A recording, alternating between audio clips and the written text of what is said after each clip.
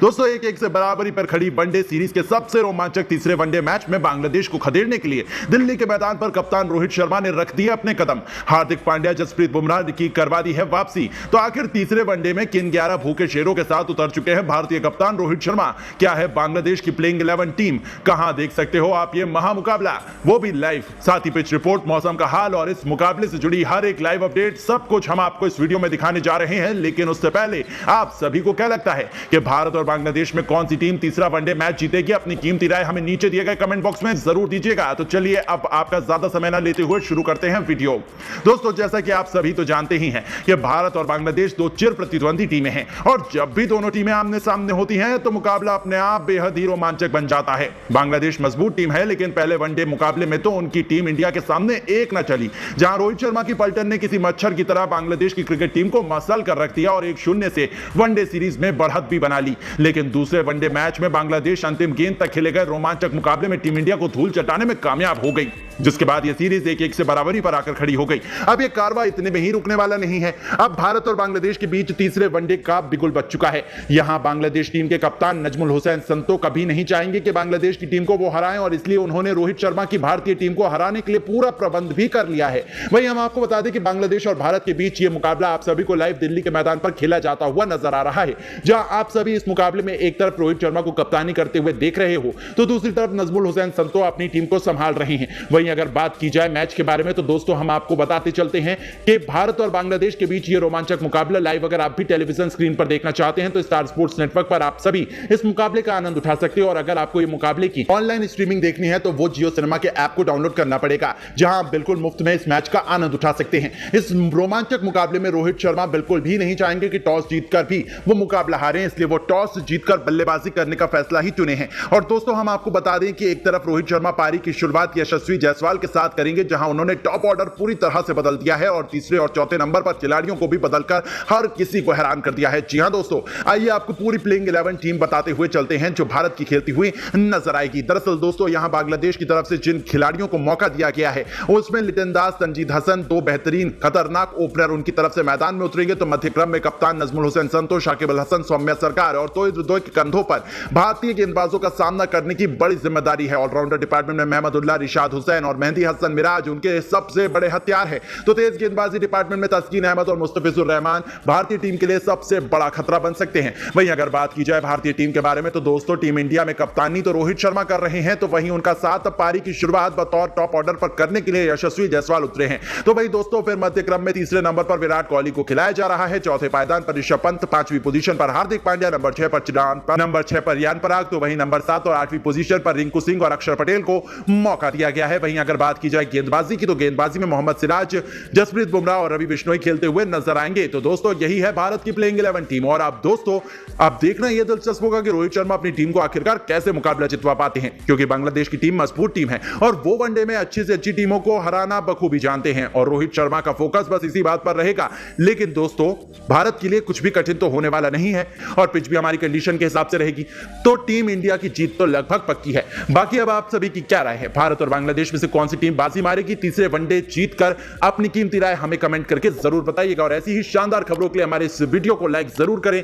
धन्यवाद। क्योंकि T20 series का पहला और सबसे इंपॉर्टेंट मुकाबला खेला गया और इस मैच में तो रोमांच की सारी हदें पार हो गई, जहां अंतिम गेंद तक ये पता लगा पाना नामुमकिन था कि कौन सी टीम बाजी मारेगी। जहां बांग्लादेश के 246 रनों के जवाब में भारत के विध्वंसक बल्लेबाज को कप्तान सूर्या से लेकर यशस्वी जायसवाल और रिंकू सिंह का तूफान देखने को मिला। तो ऐसे में आज हम आपको इस वीडियो में बताएंगे भारत और बांग्लादेश के पहले T20 का रोंगटे खड़े कर देने वाला पूरा हाईलाइट, जिसमें कौन बाजी मार पाया, अंतिम ओवर में कितने रनों की जरूरत थी, क्या रिंकू और सूर्या मिलकर टीम को जीत दिला पाए। इन सभी सवालों के जवाब इस वीडियो में आपको मिलेंगे। तो ऐसे में आप इस वीडियो को अंत तक जरूर देखिएगा। लेकिन उससे पहले अगर आप भी टीम इंडिया के बहुत बड़े फैन हैं तो आप इस वीडियो को एक लाइक जरूर कीजिएगा। तो जैसा कि आप सभी तो जानते हैं इंडिया और श्रीलंका दौरे की समाप्ति के बाद इंडिया बांग्लादेश के बीच 3 मैचों की T20 सीरीज का शुभारंभ हो चुका है, जिसका पहला मुकाबला आज मुंबई के ऐतिहासिक वानखेड़े क्रिकेट स्टेडियम पर शुरू हुआ।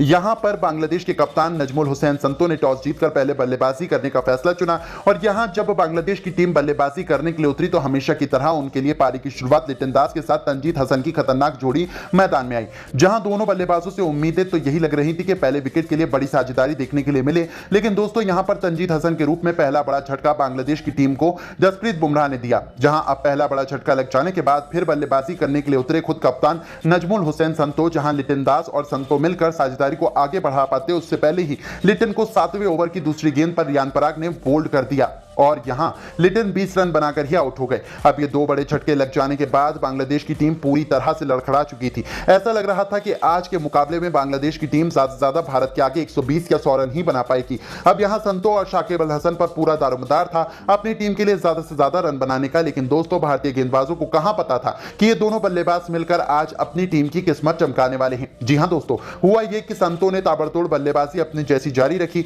उसी तरह का ढंग शाकिब ने भी दिखाया। जहां दोनों बल्लेबाजों ने मात्र 37 गेंदों में ही 72 रन की साझेदारी कर डाली।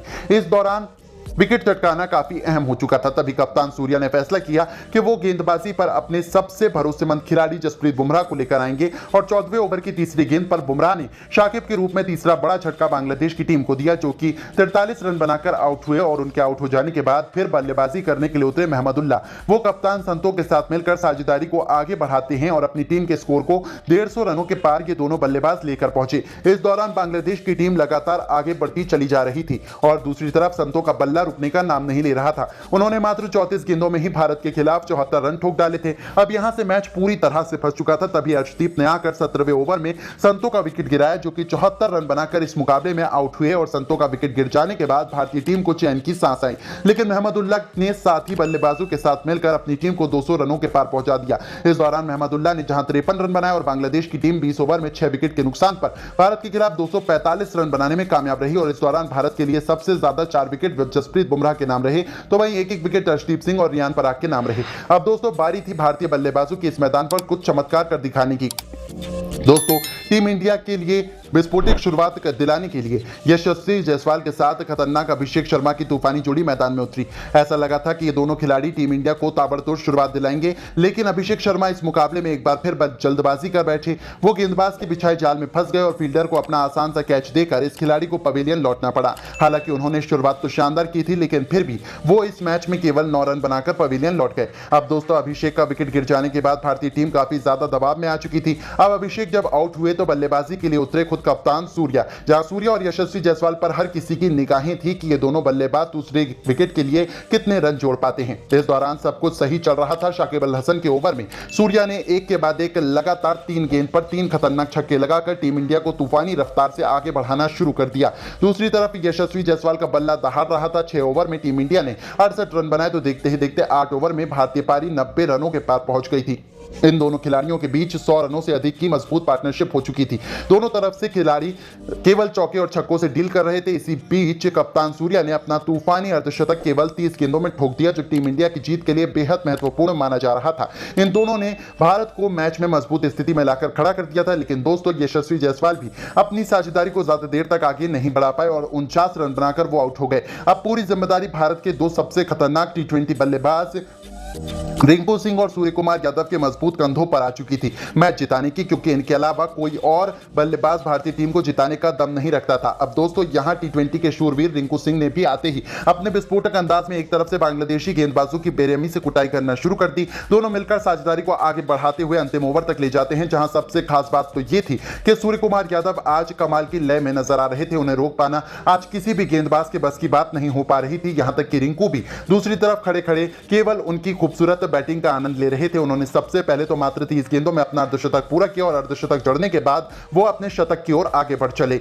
इस दौरान अंतिम ओवर तक जब तक मैच पहुंचा तो भारत को मुकाबला जीतने के लिए 6 गेंदों में 21 रनों की दरकार थी। अब स्ट्राइक पर रिंकू सिंह थे। बांग्लादेश की तरफ से अंतिम ओवर लेकर आए थे मुस्तफिजुर रहमान। अब यहां पहली गेंद मुस्तफिजुर ने यॉर्कर लेंथ पर डाली, जो कि रिंकू से पूरी तरह सुपर ओवर में, जिसने तो पूरे क्रिकेट इतिहास को पलट कर रख दिया। तो आखिर जब जीत के लिए भारत को चाहिए थे 22 नामुमकिन रन, इंडिया की जीत तब रिंकू सिंह और सूर्य कुमार यादव ने किया ऐसा चमत्कार। उनकी धाकड़ बल्लेबाजी से लेकर इस रोमांचक मुकाबले की पूरी हाईलाइट तो हम आपको जरूर दिखाएंगे, लेकिन उससे पहले आपको क्या लगता है